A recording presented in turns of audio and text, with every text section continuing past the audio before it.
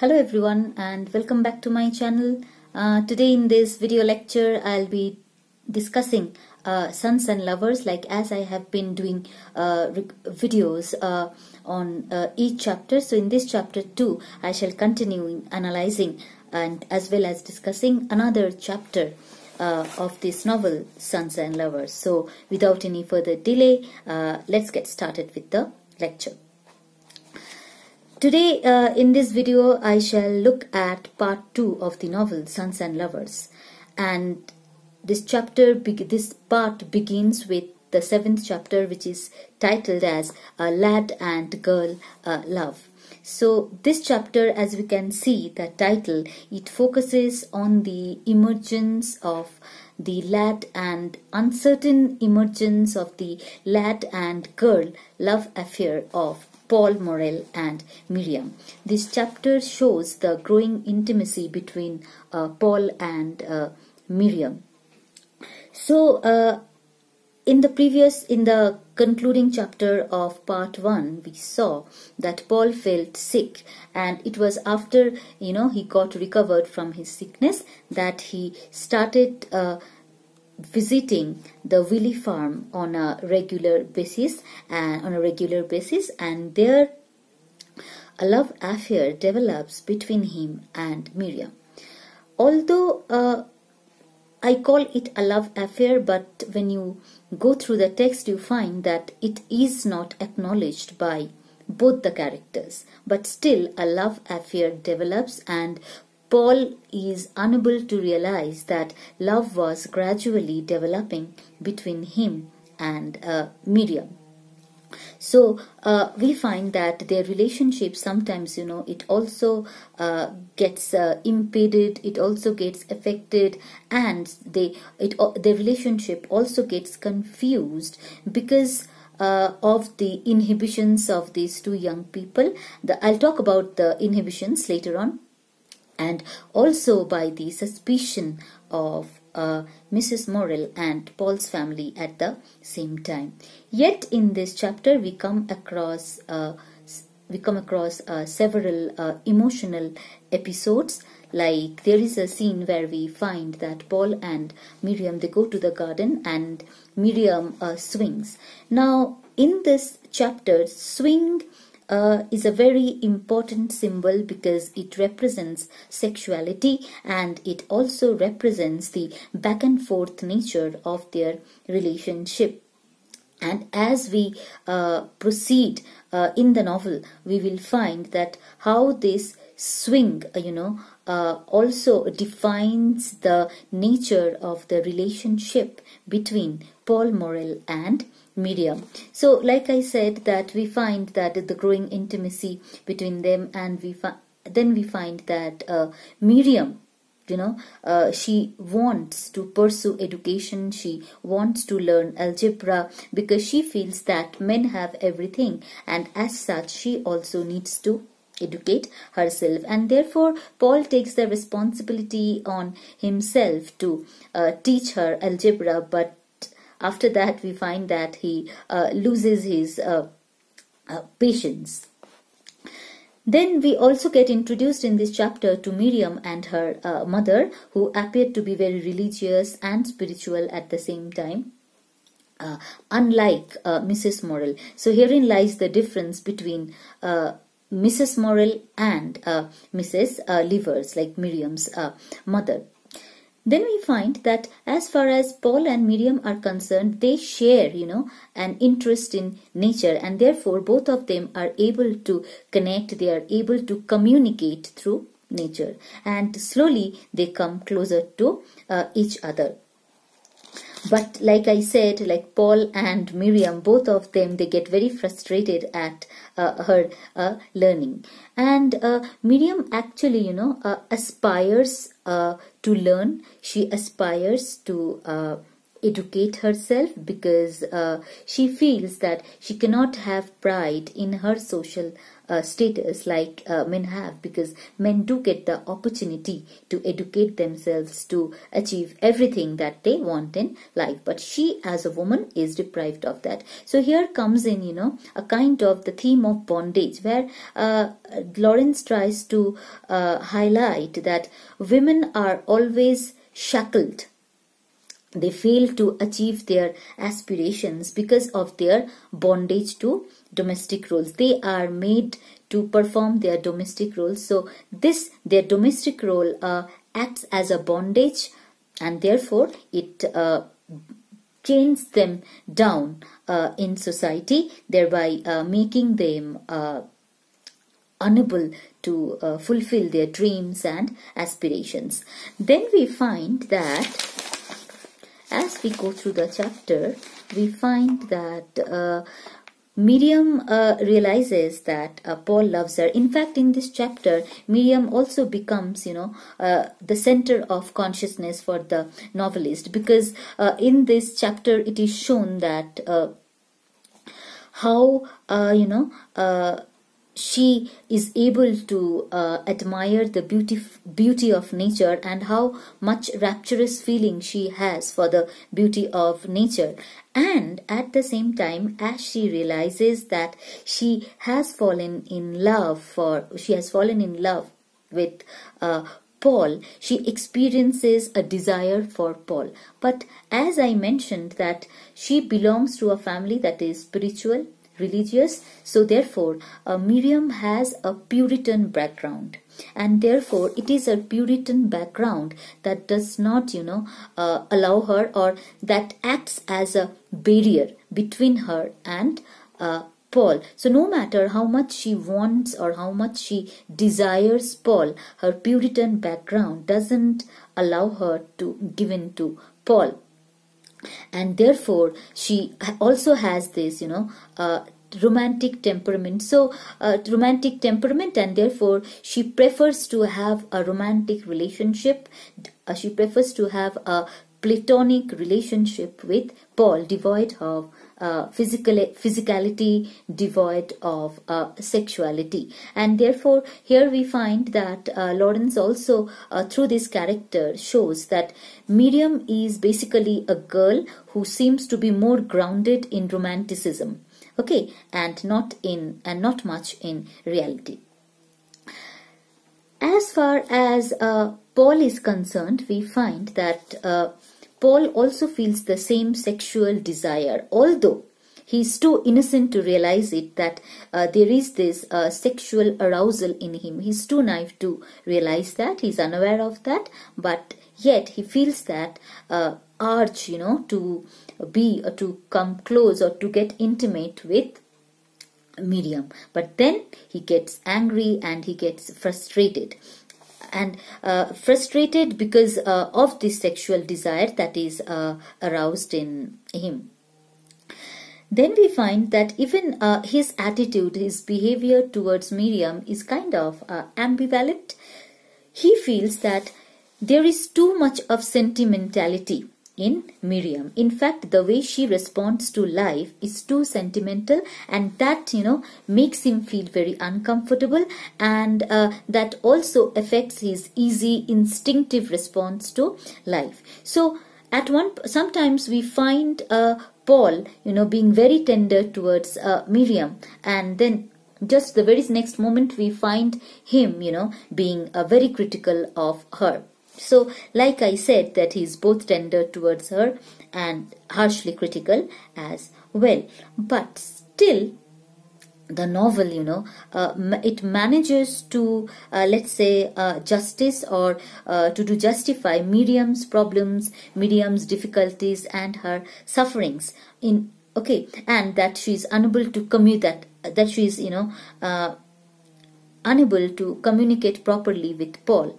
But as far as Paul Morel is concerned, Paul Morel is in the grip of something, or let's say he is in the grip of forces which he himself does not understand, and therefore is not even able to control properly, since he is not aware what is actually, holding him back from Miriam. So since he is not aware of it, what these forces are that are holding him back from having a comfortable, fruitful relationship with Miriam, so therefore he is not able. These forces appear to be beyond his power to control. So, like I said, as a result of this ambivalence in Paul, we find that he refuses to define their relationship as that of lovers. And then after this we find that in this chapter, Paul goes to meet gradually, like I said, although as the love affair develops, it goes unacknowledged by both of them. And Paul is also unable to realize that love is gradually, developing, growing between both of them. But then, still he goes to meet Miriam. He enjoys her company, and there we understand that Paul is actually in need of some connection beyond his mother. Okay, there is an urgent need in his life of some connection beyond the one that he has with his mother. But still we find that Paul always, is in need of his mother to do his best work, because he is a painter and he feels that it is the presence of his mother which would make him produce his best work. And as far as Miriam is concerned, on the other hand, Miriam is actually able to take his work to some other level. She is able to make him see the world, in another light, from a different perspective, and she is also able to make him aware of his the natural surroundings as well. And it is in the presence of Miriam, and it is with Miriam, that Paul feels, a level of intensity of emotions that he had never felt before. And because he is able to share such a deep connection, a connection which takes him, the connection between Miriam and Paul is of some other level. And it is that connection which appears to be very rare, and so Mrs. Morel begins to dislike her. We have already seen that Mrs. Morel disliked those women who came in William's life. But as far as her hatred is concerned, or as far as her dislike of Miriam is concerned, we find that here in her case, she dislikes her, or she dislikes Miriam to such an extent that she begins to look upon her, or that she begins to consider her a woman who is capable of sucking one's soul. And so we find that her hatred is more intensely directed towards Miriam compared to Lily in William's, who came in William's life. And it appears as if,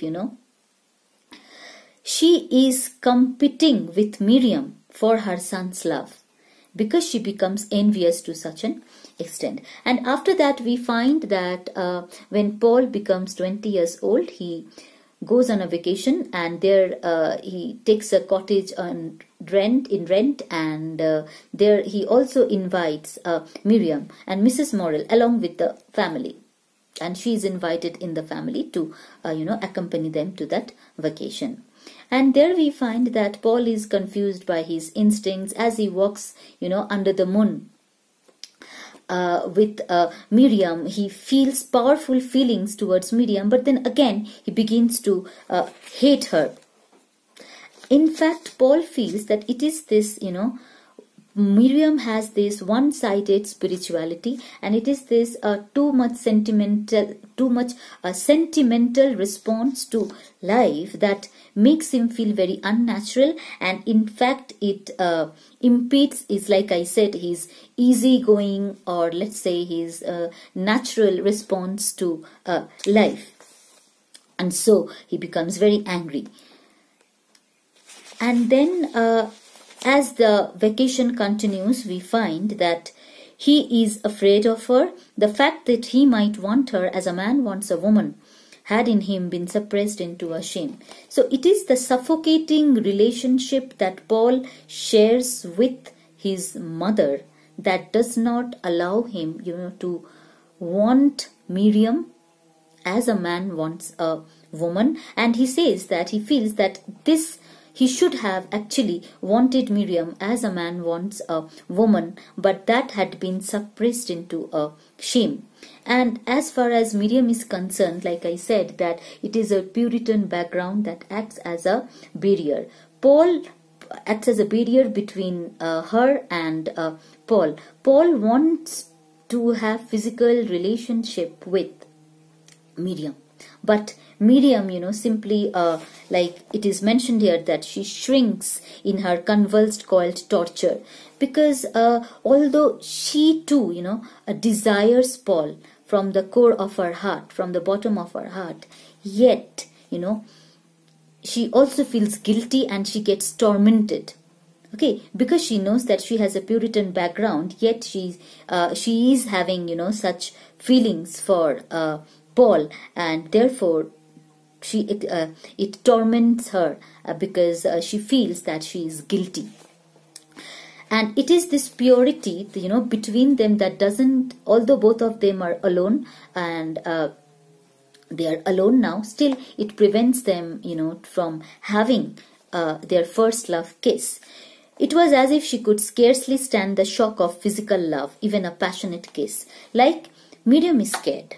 Miriam is scared of getting involved physically. Miriam is scared of being physically intimate with Paul because of her Puritan background, and therefore like getting physical or getting physically intimate with him is too far.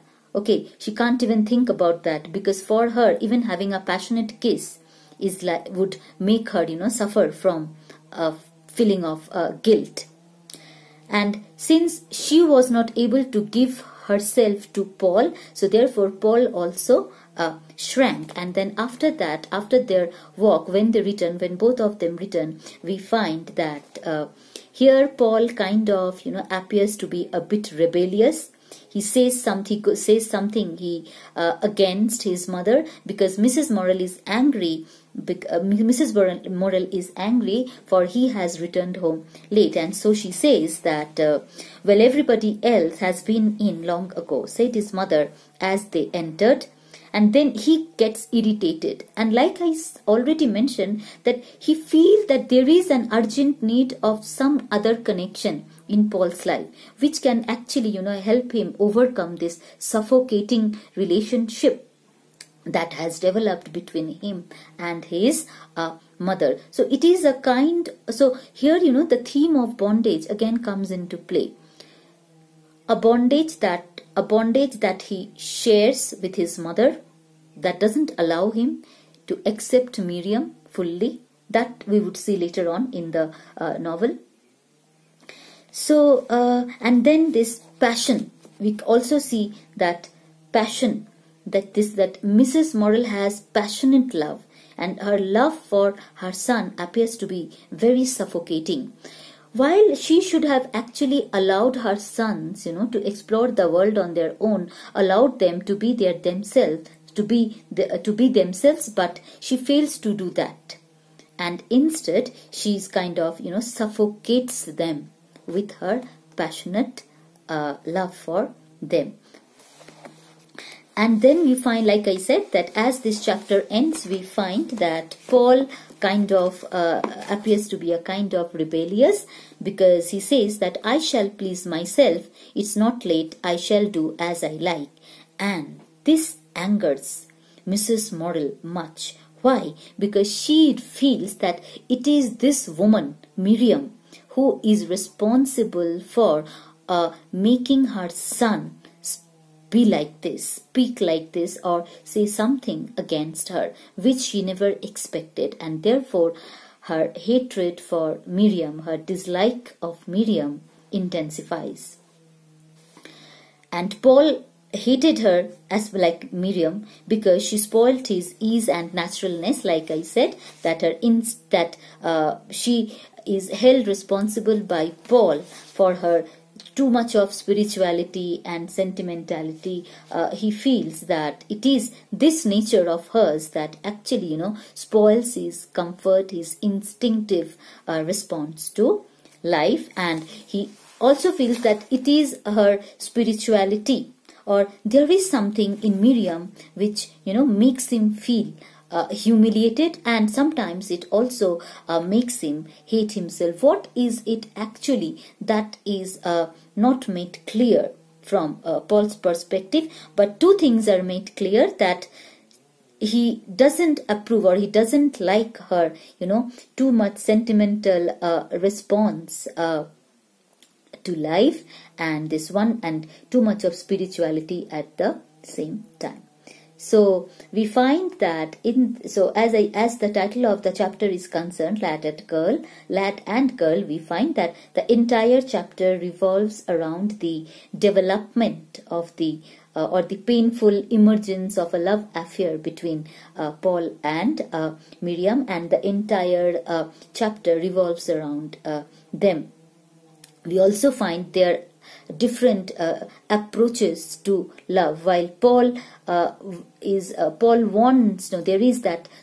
Paul gets sexually aroused. He wants to be physically intimate with Miriam, and Miriam also desires Paul, but still something acts as a barrier between them that doesn't allow them, to get physically intimate. So that underlines their different perspectives, that also underlines their different approaches to the idea of love. So with this, we come to the end of discussion of this chapter, Lad and Girl. So I hope you find the lecture helpful. So if you really find it helpful, so please like it, share it, and do not forget to subscribe to my channel. Until then, bye bye.